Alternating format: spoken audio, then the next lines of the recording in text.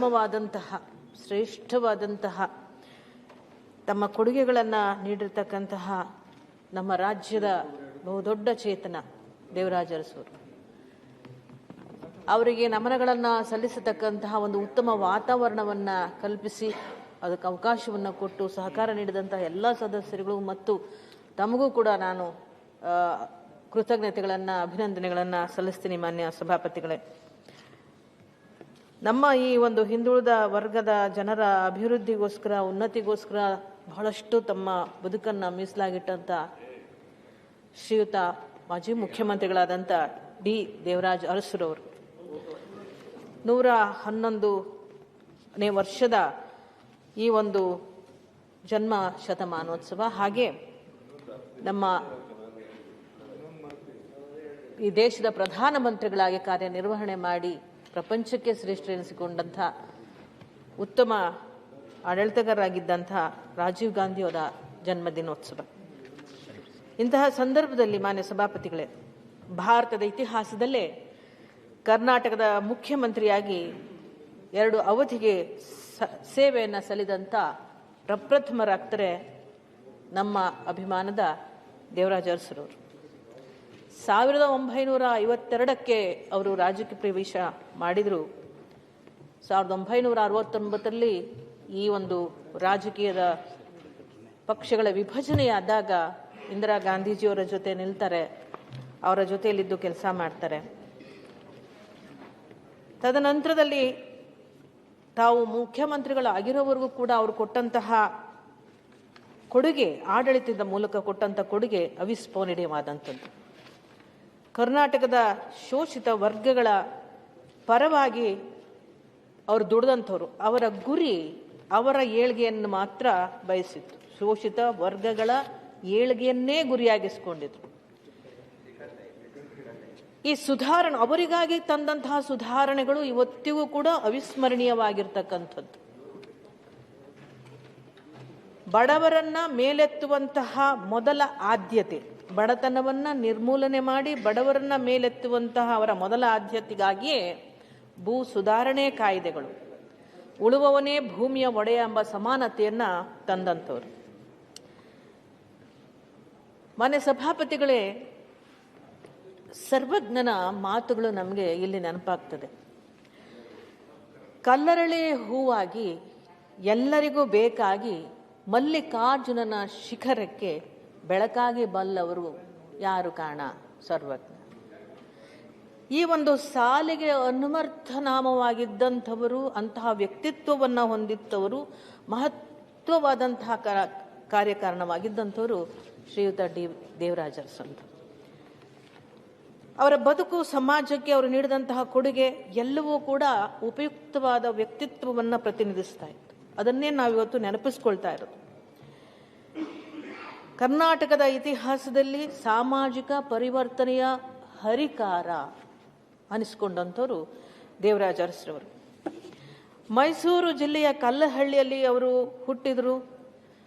ದಮನಿತ ವರ್ಗಗಳ ಪರವಾಗಿ ಮತ್ತು ಅವರ ಬದುಕಿನ ಆಶಾಕಿರಣವಾಗಿ ಒಂದು ಬದುಕಿಗೆ ಹೊಸ ದಾರಿಯನ್ನ ಅರಸುರವರು ಹಾಕಿಕೊಟ್ಟಿದ್ದನ್ನು ನಾವು ಓದಿದ್ದೇವೆ, ಕೇಳಿದ್ದೇವೆ. ನೋಡುವ ಪುಣ್ಯ ನಮಗ್ಯಾರಿಗೂ ನಮ್ಮ ಈ ಪೀಳಿಗೆಗೆ ಸಿಗಲಿಲ್ಲ. ಅವರು ರೈತರ ಪಾಲಿನ ಹಕ್ಕಿನ ಧ್ವನಿಯಾಗಿ ಉಳುವವನೇ ಭೂಮಿಯ ಒಡೆಯ ಅನ್ನತಕ್ಕಂತಹ ಒಂದು ಕಾರ್ಯಕ್ರಮವನ್ನು ಏನು ಈ ರಾಜ್ಯದಲ್ಲಿ ಜಾರಿ ಮಾಡಿದ್ರು ಮಾನ್ಯ ಸಭಾಪತಿಗಳೇ, ಈ ಕಾರ್ಯಕ್ರಮವನ್ನು ಜಾರಿ ಮಾಡಿದಂತಹ, ಕಾರ್ಯರೂಪಕ್ಕೆ ತಂದಂತಹ ಹಿನ್ನೆಲೆ ಯಾತಕ್ಕೋಸ್ಕರ ಬಂತು? ಅದರ ಹಿನ್ನೆಲೆಯಲ್ಲಿ ಅವರಿಗೆ ಬೇಕಾಗಿದ್ದಂಥದ್ದು ಏನಂದರೆ, ಆ ರೈತನ ಕೊಡ್ತಕ್ಕಂಥ ಭೂಮಿ ಅದು ಅವನ ಕೇವಲ ಆಸ್ತಿ ಅಲ್ಲ, ಅವನ ಬದುಕಿಗೆ, ಅವನ ಜೀವನೋಪಾಯಕ್ಕೆ ಒಂದು ಆಧಾರವಾಗಿರ್ತಕ್ಕಂಥದ್ದು ಮತ್ತು ಆತನಿಗೆ ಒಂದು ಆತ್ಮಗೌರವವನ್ನು ನೀಡ್ತಕ್ಕಂತಹ ಒಂದು ಸಂಕೇತದ ರೂಪದಲ್ಲಿ ಆ ಭೂಮಿಯನ್ನು ಅವರು ಕೊಡಮಾಡುವಂತಹ ಒಂದು ಚಿಂತನೆ ಇತ್ತಲ್ಲ,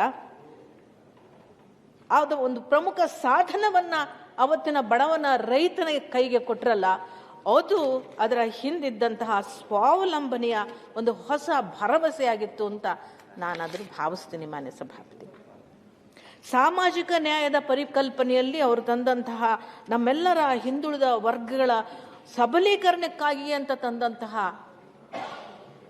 ಹಾವನೂರು ಆಯೋಗಕ್ಕೆ ಬುನಾದಿಯನ್ನ ಹಾಕಿಕೊಟ್ಟವರು. ಇವತ್ತಿಗೂ ನಾವು ಅನೇಕ ಅಧ್ಯಕ್ಷರುಗಳನ್ನ ವರದಿಗಳನ್ನ ನೋಡ್ತಾ ಇದ್ದೇವೆ. ಎಲ್ಲರೂ ಹೇಳಿದ ಹಾಗೆ ಇವತ್ತಿಗೂ ಕೂಡ ಅವರ ಆಶಯಗಳು ಹಿಂದುಳಿದ ವರ್ಗಕ್ಕೆ ಸಂಬಂಧಪಟ್ಟಂತಹ ಅವರ ಬದುಕಿಗೆ ಅಭಿವೃದ್ಧಿಯನ್ನು ಕಾಣ್ತಕ್ಕಂತಹ ಅವಕಾಶಗಳ ಇವತ್ತು ಆ ವರದಿಗಳಲ್ಲಿದೆ. ಅದು ಸತ್ಯವಾಗಿಯೂ ನಿಷ್ಠೆಯಿಂದ ಜಾರಿಯಾಗಬೇಕಾಗಿದೆ. ಯಾವುದೇ ಸರ್ಕಾರ ಬಂದರೂ ಕೂಡ ಅದು ಹಿಂದಕ್ಕೆ ಹೋಗ್ತಾ ಇರೋದ್ರ ಬಗ್ಗೆ ನಮಗೆ ಬಹಳ ನೋವಿದೆ ಮಾನ್ಯ ಸಭಾಪತಿಗಳೇ. ಇನ್ನು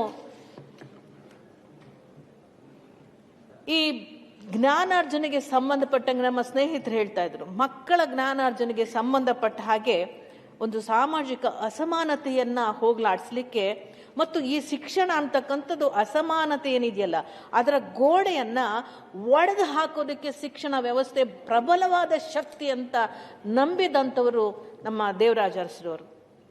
ಅದಕ್ಕೋಸ್ಕರ ಮಕ್ಕಳಿಗೆ ಶಿಕ್ಷಣದ ವಂಚನೆ ಆಗಬಾರ್ದು ಅನ್ನೋ ಕಾರಣಕ್ಕೆ ಬಡ ಮಕ್ಕಳಿಗೆ ವಿದ್ಯಾರ್ಥಿ ವೇತನ, ವಿದ್ಯಾರ್ಥಿ ನಿಲಯ ಇತ್ಯಾದಿ ಕಾರ್ಯಕ್ರಮಗಳು ಆ ಕಾಲದಲ್ಲಿ ಬಂದಿದ್ದು ಮಾನ್ಯ ಸಭಾಪತಿಗಳು. ಅದನ್ನ ನಮ್ಮ ಮಕ್ಕಳು ಅನುಭವಿಸಿದರೆ, ನಿಮ್ಮ ಮಕ್ಕಳು ಅನುಭವಿಸಿದರೆ, ನಿಮ್ಮ ಮಕ್ಕಳು ಅದರ ಮೂಲಕ ವಿದ್ಯಾವಂತರು, ನಮ್ಮ ಮಕ್ಕಳು ಕೂಡ ಈಗಿನ ಪೀಳಿಗೆಗೆ ವಿದ್ಯಾವಂತರಾಗಿ ಅನೇಕ ಉದ್ಯೋಗಗಳನ್ನ ತಗೊಳ್ತಾ ಇದ್ದಾರೆ ಅಂದರೆ ನಿಜವಾಗ್ಲೂ ಅವ್ರನ್ನ ನೆನೆಸ್ಬೇಕು ಅಂದ್ರೆ ಅವರು ಪ್ರಾತಸ್ಮರಣೀಯರು ಇಂಥ ಒಂದು ಕಾಲದಲ್ಲಿ, ಇಂಥ ಒಂದು ಕಾರ್ಯಕ್ರಮಗಳಲ್ಲಿ. ಅದರಿಂದ ದಲಿತರು, ಹಿಂದುಳಿದ ವರ್ಗದವರು, ಆರ್ಥಿಕವಾಗಿ ದುರ್ಬಲರಾಗಿರ್ತಕ್ಕಂಥ ಸಮುದಾಯಗಳ ಶೋಷಣೆಯನ್ನ ಮುಕ್ತ ಮಾಡಲಿಕ್ಕೆ ಪ್ರಯತ್ನವನ್ನ ಮಾಡಿದಂಥವರು, ಮಾನವೀಯ ನಿಲುವುಗಳನ್ನು ಹೊಂದಿದ್ದಂಥವರು ಮಾನ್ಯ ದೇವರಾಜ ಅರಸರವರು. ಮಾನ್ಯ ಸಭಾಪತಿಗಳೇ, ಸುಧಾರಣೆ ಅಂತಕ್ಕಂಥದ್ದು ಅವರು ನಂಬಿದ್ದಂಥದ್ದು. ಸುಧಾರಣೆ ಅಂತಕ್ಕಂಥದ್ದು ಕೇವಲ ಕಾನೂನನ್ನ ಬದಲಾವಣೆ ಮಾಡೋದ್ರಲ್ಲಿ ಮಾತ್ರ ಬರೋದಿಲ್ಲ. ಅವರಿಗೆ ಗೌರವವನ್ನ, ಸ್ವಾತಂತ್ರ್ಯವನ್ನ, ವ್ಯಕ್ತಿಗಳಿಗೆ ಗೌರವವನ್ನ, ಸ್ವಾತಂತ್ರ್ಯವನ್ನ, ಅವಕಾಶಗಳನ್ನ ಕಲ್ಪಿಸಿಕೊಟ್ಟಾಗ ಮಾತ್ರ ಅವರ ಏಳಿಗೆ ಸಾಧ್ಯ ಅನ್ನತಕ್ಕಂಥದ್ದನ್ನ ಮಾನ್ಯ ನಮ್ಮ ದೇವರಾಜ ಅರಸರವರು ನಂಬಿದಂತಹ ಮಹಾತತ್ವಗಳು ಮಾನ್ಯ ಸಭಾಪತಿಗಳು. ಸೊ ಹಾಗಾಗಿ ಯಾವ ಜಾತಿ, ವರ್ಗ, ಯಾವ ಆರ್ಥಿಕ ಸ್ಥಿತಿ, ಹಿನ್ನಡೆ ಮುನ್ನಡೆ ಯಾವುದನ್ನು ನೋಡದೆ ಅವಕಾಶಗಳನ್ನು ಕೊಡ್ತಾ ಹೋದಂಥ ಮಾನ್ಯ ದೇವರಾಜ ಅರಸರನ್ನ ನಾವು ಸ್ಮರಣೆ ಮಾಡಬೇಕಾಗಿರೋದು ಬರೀ ಒಂದು ಸದನದಲ್ಲ, ಬರೀ ಹಾರ ತುರಾಯಿಗಳನ್ನು ಹಾಕಿ ಒಂದು ದಿನ ಸ್ಮರಣೆ ಮಾಡ್ತಕ್ಕಂಥದ್ದಲ್ಲ. ಎಲ್ಲರ ಜೀವನದಲ್ಲೂ ಇದನ್ನು ನಾವು ಅಳವಡಿಸ್ಕೊಳ್ಬೇಕಾದ್ದು ಬಹಳ ಮುಖ್ಯವಾಗಿದೆ. ಮಾನ್ಯ ಸಭಾಪತಿಗಳೇ, ನಾನು ಸಚಿವೆ ಆದಂಥ ಸಂದರ್ಭದಲ್ಲಿ 100ನೇ ವರ್ಷದ ಶತಮಾನೋತ್ಸವವನ್ನು ಅವ್ರು ಮಾಡಬೇಕಾದ್ರೆ ನಾನು ಹೋಗಿದ್ದೆ ಮಾನ್ಯ ಸಭಾಪತಿಗಳೇ. ಹುಣಸೂರಿನಲ್ಲಿ ನೀವು ಎಕ್ಸಿಬಿಷನ್ಸ್ ಮಾಡಬೇಕು ಅಂತೆಲ್ಲ, ಇವತ್ತು ಅವ್ರದ್ದು ಒಂದು ಪರ್ಮನೆಂಟ್ ಎಕ್ಸಿಬಿಷನ್ ಮಾಡಬೇಕು ಅಂತಕ್ಕಂಥದ್ದು ಕೂಡ ನನ್ನ ಒಂದು ಸರ್ಕಾರದಲ್ಲಿ ಮನವಿ.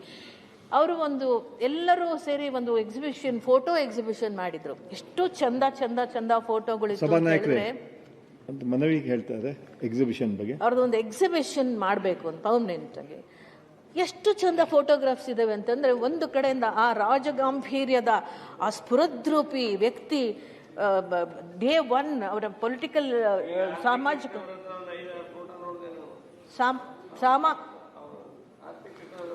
ಸಮಾಜ ಸೇವೆ. ಆರ್ಥಿಕ ಕೃಷ್ಣ ಏನ್ ಮಾಡ್ಬೇಕು? ಬೇಗನೆ ರಾಮೇ ಅವರು ನಿಮ್ದ ಸೀಟದು ಗೌಡ್ರೆ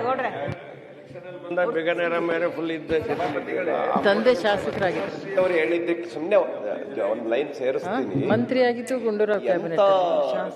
ಅನ್ಫಾರ್ಚುನೇಟ್ ಥಿಂಗ್ ಅಂತಂದ್ರೆ, ಅವರು ದೈವಾಧೀನರಾದ ಮೇಲೆ ಒಂದು ಪ್ಲಾನ್ ಆಗತ್ತೆ, ಒಂದು ದೊಡ್ಡ ವಸ್ತು ಸಂಗ್ರಹಾಲಯ ಮಾಡಬೇಕು ಅವರ ಹೆಸರಿನಲ್ಲಿ ಅಂತ.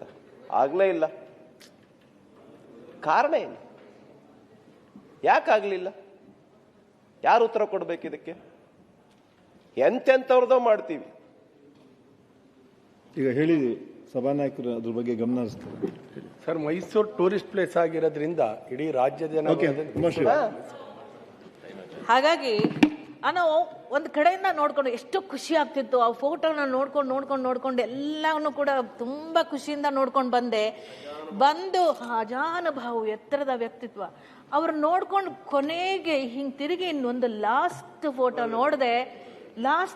ನೋಡ್ದೆ ಸಾಹೇಬ್ರೆ, ನನಗೆ ಅರಿವಿಲ್ಲದ ಹಾಗೆ ಆ ಒಂದು ಅದ್ಭುತವಾದಂತಹ ಆ ರಾಜಗಾಂಭೀರ್ಯ, ಆ ಶ್ರೀಮಂತಿಕೆ, ಆ ನಿಲುವಿನಲ್ಲೇ ಇದ್ದಂತಹ ಆ ಒಂದು ಘನತೆವೆತ್ತ ಶ್ರೀಮಂತಿಕೆಯ ಒಂದು ಮುಖದಲ್ಲಿದ್ದ ಭಾವಗಳು, ಅದು ಇದು ನೋಡ್ಕೊಂಡು ಹೇಗೆ ಬರ್ತಿದ್ದ ಹಾಗೆ, ಆ ಲಾಸ್ಟ್ ಫೋಟೋ ನೋಡ್ತಿದ್ದ ಹಾಗೆ ನಾನು ಹೇಳ್ತೀನಿ, ನನಗೆ ಅರಿವಿಲ್ಲದ ಹಾಗೆ ದುಃಖ ಉಮ್ಮಳಿಸ್ತಾ ಬಂತು, ಕಣ್ಣಲ್ಲಿ ನೀರು ಧಾರಾಕಾರವಾಗಿ ಹರಿದೋಯ್ತು. ಇಷ್ಟ್ರ ಮೇಲೆ ನಾವು ತಿಳ್ಕೋಬೇಕು ಅವರ ಬದುಕು ಕೊನೆಯದಾಗಿ ಯಾವ ಹಂತದಲ್ಲಿತ್ತು, ಎಂತಹ ಅಂತ್ಯವನ್ನ ಕಂಡ್ರು ಅಂತ ಅದೊಂದು ಫೋಟೋ ಸಾಕ್ಷಿ ಸಾಕು ಮಾನ್ಯ ಸಭಾಪತಿಗಳೇ.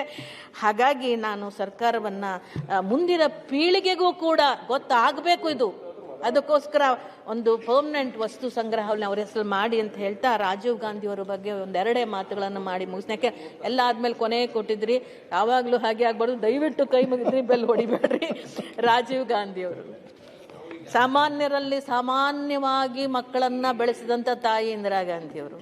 ಅವರು ಪೈಲಟ್ ಆಗಿ ದುಡಿದು ಅವರು ಜೀವನ ಮಾಡ್ತಕ್ಕಂಥದ್ದು. ಅವರು ಒಳ್ಳೆ ತಂತ್ರಜ್ಞರು ಕೂಡ, ಒಳ್ಳೆಯ ರಾಜನೀತಿಯನ್ನು ಮುಂದೆ ಕಲ್ತ್ಕೊಂಡವರು ಕೂಡ.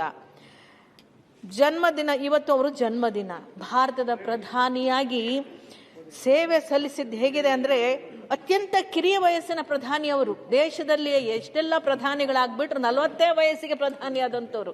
ಇಡೀ ಪ್ರಪಂಚವೇ ಅವ್ರ ಕಡೆ ತಿರುಗಿ ನೋಡುವಂಥ ಅದ್ಭುತವಾದಂಥ ಕೆಲಸವನ್ನ ಮಾಡಿದಂಥವ್ರು. ಸೊ ಹಾಗಾಗಿ ಈ ದೇಶಕ್ಕೆ ಬಹಳ ದೊಡ್ಡ ಕೊಡುಗೆಗಳನ್ನು ಕೊಟ್ಟಿರ್ತಕ್ಕಂಥವ್ರು.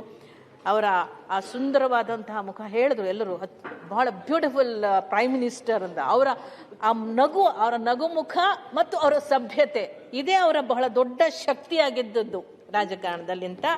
ಅವರು ಕೊಟ್ಟಂತಹ ಅನೇಕ ಸುಧಾರಣೆಗಳು, ಕಾರ್ಯಕ್ರಮ ಹೇಳಿದ್ರು ಇವರೆಲ್ಲ. ತಂತ್ರಜ್ಞಾನದ ಬಗ್ಗೆ ಇರ್ಬೋದು, ಅಥವಾ ಪಂಚಾಯತ್ ರಾಜ್ ಬಗ್ಗೆ ಇರ್ಬೋದು, ಅಥವಾ ಮಹಿಳಾ ಸಬಲೀಕರಣ, ರಾಜಕೀಯ ಸಬಲೀಕರಣದ ಬಗ್ಗೆ ತಿದ್ದುಪಡಿಗಳನ್ನು ತಂದಂತಿರ್ಬೋದು. ಹೀಗೆ ಅನೇಕ ಕೊಡುಗೆಗಳನ್ನು ಕೊಟ್ಟಂತಹ ನಮ್ಮ ರಾಜೀವ್ ಗಾಂಧಿಯವರನ್ನು ಸೇರಿ ಇವತ್ತು ಆ ಎರಡು ಚೇತನಗಳಿಗೂ ನಾನು ಹೃತ್ಪೂರ್ವಕ ಒಂದು ನಮನಗಳನ್ನು ಅರ್ಪಿಸ್ತೇನೆ. ಅವಕಾಶಗಳನ್ನು ಕೊಟ್ಟಿದ್ದಕ್ಕೆ ತಮಗೆ ಧನ್ಯವಾದಗಳನ್ನು. ವಿಪಕ್ಷ ನಾಯಕರೇ, ಒಂದು 2 ನಿಮಿಷ ನಮ್ಮ ಐವಾನ್ ಡಿಸೋಜ ಅವರು ಮತ್ತು ಶಿವಣ್ಣ ಮಾತಾಡ್ಬೇಕಂದ್ರೆ